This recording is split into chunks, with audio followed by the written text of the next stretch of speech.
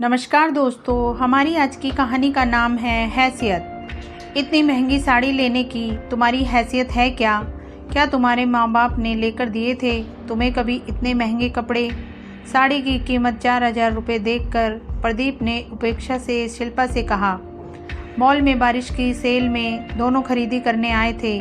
वास्तव में प्रदीप की तनख्वाह के हिसाब से साड़ी की कीमत ज़्यादा नहीं थी। असल बात यह थी कि शिल्पा के पापा की छोटी सी किराना की दुकान थी।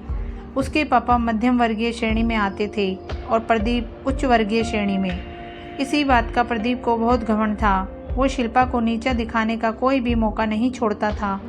हर छोटी से छोटी बात में वो शिल्पा को इस बात का एहसास ज़रूर करवाता था कि वो गरीब घर से आई है। आज भी शिल्पा को इसी बात का एहसास करवाते हुए उसने यह बात कही। शिल्पा अपमान का घूंट पीकर आगे बढ़ गई।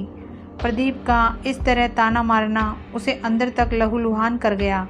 वैसे उसके लिए यह कोई नई बात नहीं थी। उसकी शादी को 5 साल हो गए थे।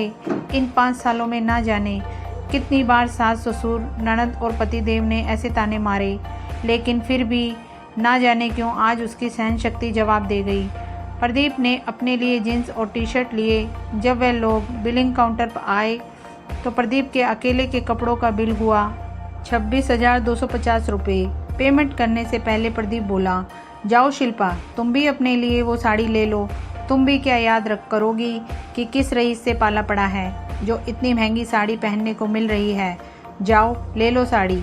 काउंटर वाले सेल्स बॉय की तरफ देखकर प्रदीप बोला, बीवी को नाराज नहीं कर सकते ना, होम मिनिस्टर है वो घर की। साड़ी महंगी है तो क्या हुआ, खरीदनी तो पड़ेगी। शिल्पा को चुपचाप खड़ी देखकर प्रदीप ने फिर कहा, अरे जाओ ना, ले आओ अपने पसंद की साड़ी, मैं नाराज नहीं होऊंगा। मैंने यूं ही थोड़ा सा मजाक किया था, तुम तो बुरा मान गई। शिल्पा ने दृढ़ता से कहा, नहीं, मुझे नहीं लेनी कोई साड़ी। आप बिलिंग करवा कर गाड़ी के पास आ जाइएगा, मैं वहीं जा रही हूँ। इतना कहकर शिल्पा वहाँ से चली गई। जब प्रदीप वापस आया तो उसने देखा कि शिल्पा की आंखें सूजी हुई हैं, मतलब वो रोई है। गाड़ी चलाते हुए उसने कहा, तुम तो हर बात को सीरियसली ले लेती हो। तुम्हें तो पता है मेरी मजाक करने की आदत है। मैं ऐसे ही कुछ भी बोल देता हूँ, मेरे मन में थोड़े ही कुछ रहता है। मैं तो तुमसे बहुत प्यार करता हूँ। मैं हरदम तुम्हारे पसंद की चीज़ें खरीद कर देता हूँ कि नहीं? फिर यदि एक आध बार मैंने मजाक में कुछ कह दिया तो कौन सा पहाड़ टूट गया? इतनी सी बात पर रोने धोने की क्या बात है? तुमसे तो बात करना बेकार है। पति हूँ तुम्हारा, क्या मुझे इतना भी हक नहीं कि अपनी पत्नी से थोड़ी सी हंसी मजाक कर लूँ? देखिए, हैसियत की बात अक्सर वो लोग करते हैं जो प्यार का मोल पैसे से लगाते हैं। आप कहते हो ना कि आप मुझसे बहुत प्यार करते हो, तो ये कैसा प्यार है आपका जो आपकी पत्नी की भावनाओं को नहीं समझता? मैंने ये कभी नहीं कहा कि आप मुझे मेरी पसंद की चीज़ें दिलाकर नहीं देते, लेकिन चीज़ें दिलाते वक्त आप एहसान ज़रूर जताते हैं। जैसे घर को सुचारू रूप से चलाना, घर में बच्चों से लेकर बुजुर्गों का ख्याल रखना मेरी जिम्मेदारी है। ऐसा करके मैं किसी पर एहसान नहीं करती। ठीक वैसे ही मेरी ज़रूरत की चीज़ें दिलवाना आपका फ़र्ज़ है। चीज़ें दिलवाकर आप मुझ पर कोई एहसान नहीं करते।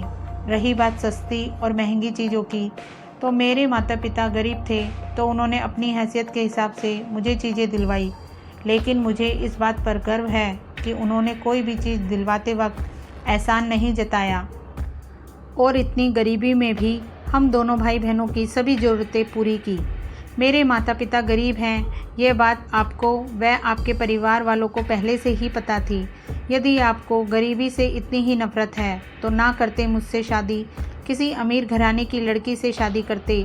मम्मी जी पापा जी ने ही कहा था कि उन्हें पैसा नहीं चाहिए, उन्हें तो बस लड़की सुंदर और सुशील चाहिए जो पूरे घर को घर बनाकर रखे। फिर अब क्यों घर के सभी लोग बात बात में मेरे माता पिता की गरीबी का उपहास उड़ाते हैं, मुझे ताने मारते हैं? रही बात आज महंगी साड़ी खरीदने की हैसियत की, तो प्रदीप, अब मैं आपकी पत्नी हूँ और इस नाते मेरी हैसियत वही है जो हैसियत आपकी है। मेरी हैसियत वो नहीं है जो हैसियत मेरे माता पिता की है।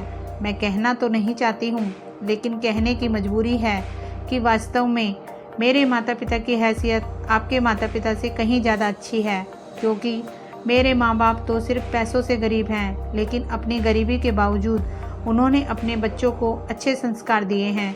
ये तो आपको भी पता है कि आप लोगों के इतने ताने सुनने के बावजूद मैं चुप रहती हूँ। मैंने आज तक घर में किसी को भी पलटकर जवाब नहीं दिया, लेकिन आपके माँ बाप ने तो आपको मैनर्स ही नहीं सिखाए हैं। आपकी पत्नी आपकी हमसफ़र है, उसका सम्मान करना चाहिए, ये तक नहीं सिखाया। इस पैमाने पर मेरे माता पिता की हैसियत आपके माता पिता से कई गुना ऊंची है। प्रदीप को शिल्पा से ऐसे जवाब की कतई आशा नहीं थी। वो चुपचाप गाड़ी चलाता रहा। शिल्पा को विश्वास हो गया कि अब कभी भी प्रदीप शिल्पा के माता पिता की हैसियत को लेकर उसे ताना नहीं मारेगा। तो दोस्तों, कहानी पसंद आई हो तो इसे लाइक कीजिए, शेयर कीजिए और मेरे चैनल को सब्सक्राइब कीजिए। Thank you.